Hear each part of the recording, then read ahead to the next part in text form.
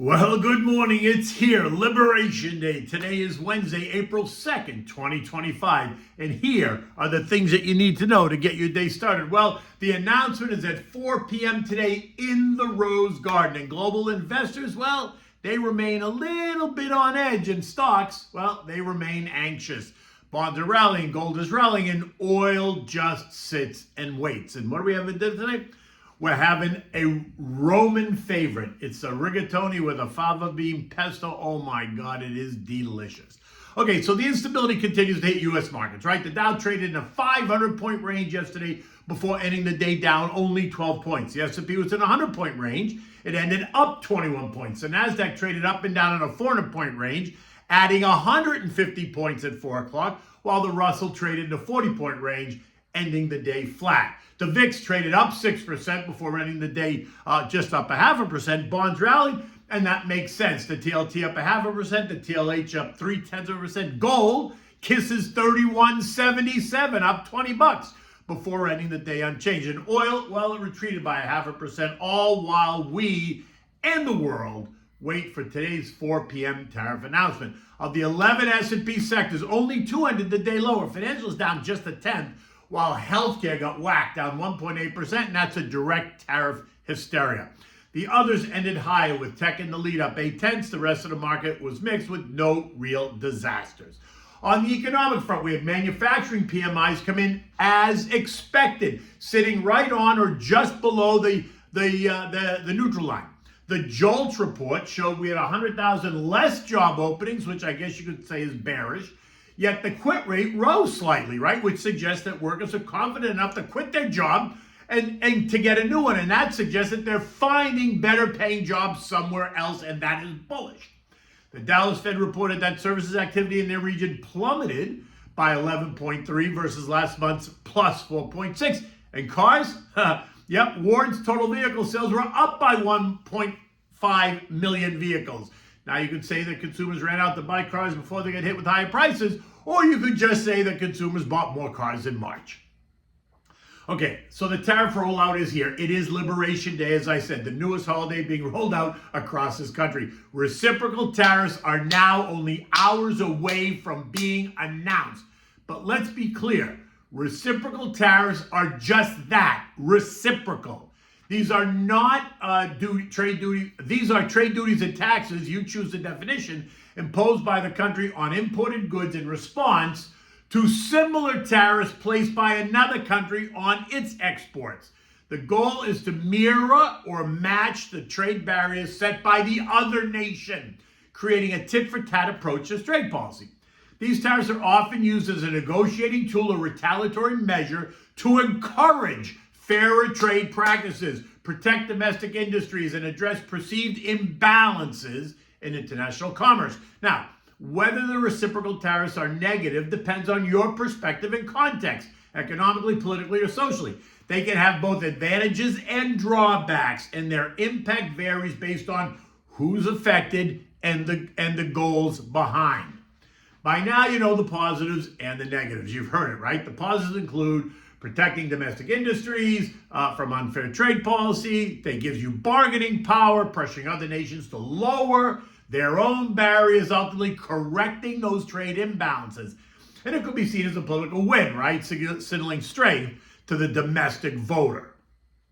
On the other hand, they can cause higher prices for consumers, especially if it turns into a trade war. It can cause disruption in the supply chain. Do we need to go there? Which would slow economic growth. The most famous example was the 1930 Smoot-Hawley Tariff Act, which only deepened the 1929-1939 Great Depression. But let's be clear, we are nowhere near a depression. Tariffs could risk driving up import prices, raising the specter of inflation, and it could cause global trade tensions, straining international relationships, potentially destabilizing long-term alliances. In the end, it creates uncertainty for sure, and we all know that the market investors do not like uncertainty, so we get volatility and typically lower prices. Bingo, just what we're seeing. In today's context, though, some street analysts are warning of a prolonged uncertainty and potential recession risk, suggesting it's a net negative for the broader economy if they spiral out of control, while others are accentuating the positives. Now, what's interesting is that the divide between so many of these Ivy League educated economists and analysts is Econ 101 and Econ 201 different depending on which school you attend? Apparently so. In the end, it's not black and white at all. A small strategic reciprocal tariff might achieve a good policy response and win without much damage, while a sweeping one could actually backfire. The negative label hinges on execution and scale. Limited use might be a net neutral or positive for the imposing country, but unchecked escalation often drags everybody down. So I guess the question is, will these tariffs be unchecked? This morning, U.S. futures are lower. Dow futures down 180, S&P's down 30, Nasdaq's down 125. The Russell's losing ground, down 10 points. Again, you can't be surprised. Uncertainty creates volatility and usually lower prices. It's that shoot first, ask questions later mentality.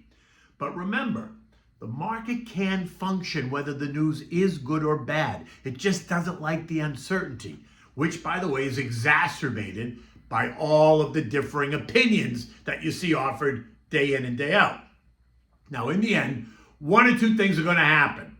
Mohamed El-Arian, another one of those famous voices, tells us that either this is going to work and we're going to get a fairer trade practices, streamlined government, and an enabled private sector around the world, by the way, or, on the other hand, it won't.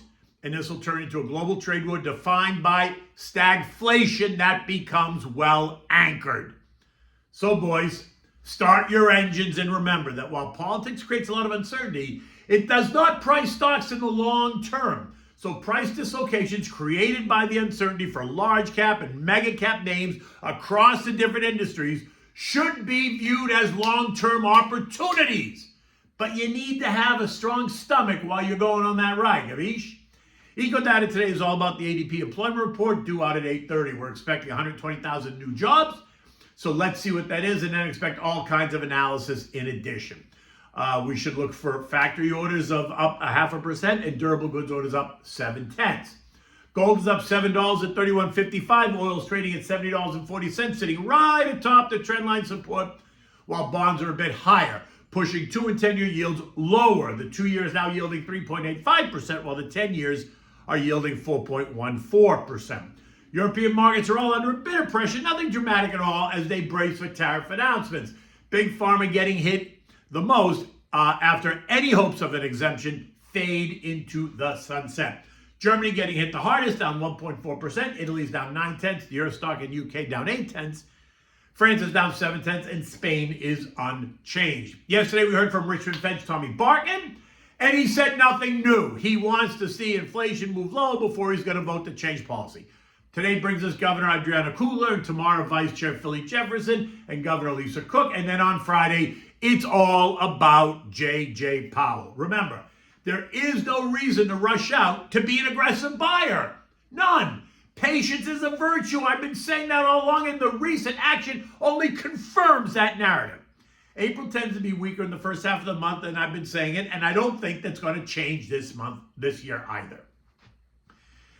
The S&P closed at 56.33, up 21 points. The Washington Post reported that the White House's proposal calls for a 20% tariff across the board on most inputs. This is in addition to the 25% tariff on autos.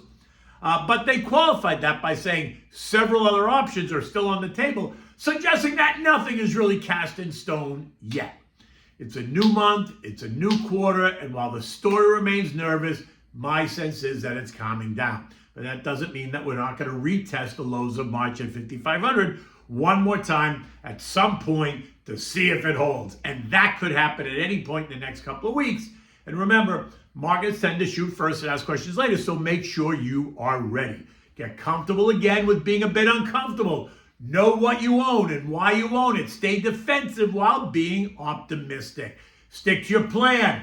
Don't panic.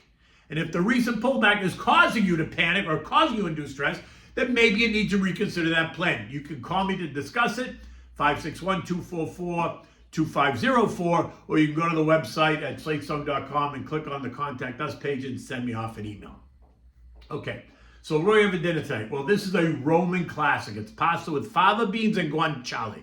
Oh my God. You got to, first of all, make sure you got plenty of fresh grated pecorino romano cheese for this very simple dish. Now this, you're going to need the fresh fava beans, you need the rigatoni pasta, guanciale, and of course then you need the cheese. But you want to begin by blanching the fresh fava beans in boiling water, right? So put them in cold water, bring it up to a boil, let it boil for 5 minutes after it starts, and then remove the beans. Let them cool. Now put the beans in the blender. You're going to add some of the bean water, and then season it with salt and pepper, blend it up. You're going to make like a fava type pesto, but you're not using garlic or nuts or anything, just the fava beans. But you only want to make, don't make it soupy, right? You want it to be a little bit pasty. Now boil your pasta. I'd use rigatoni. While this is happening, slice up the guanciale, saute in the pan. Once it gets crispy, remove the guanciale, but keep the fat in the pan. Now when the pasta's done, add the pasta to the saute pan with the fat, drop in the fava bean pesto, and then put a ladle of the pasta water, which are tears of the gods, and mix it really well. Add in plenty of cheese, and then serve it. When you serve it, you're going to adorn it with the guanciale that you sauteed up. You're going to put that right on top and let your guests just mix it in there with the pasta and add more cheese if they want. Yum, yum, yum. It is so good. In any event, until tomorrow, take good care.